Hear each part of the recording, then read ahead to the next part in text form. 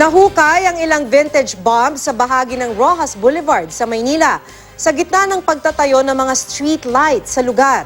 Makibalita tayo kay Katrina Son.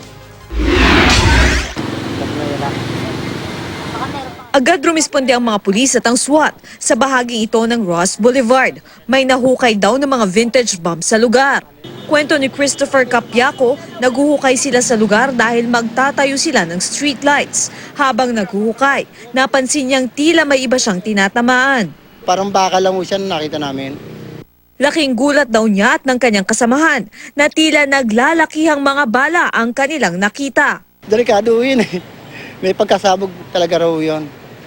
7 araw yung nakuha na vintage bomb. Diyan nga yan, nasa hukay na yan, at hanggang sa ngayon, may isa pa raw sa loob niyan at hindi na nga ito kinuha ng mga otoridad dahil masyadong malalim na raw ito. Nakatayo yung una, pagkatapos yung sumunod, panay nakahiga na ho. Patong-patong na yung iba. Bago rin daw makita ang mga vintage bomb, may mga nahukay rin silang bungkos ng mga mitsa. Sinubukan pa raw nilang sindihan ng isa sa harap ng SWAT at nakita raw nila na mabilis itong umapoy.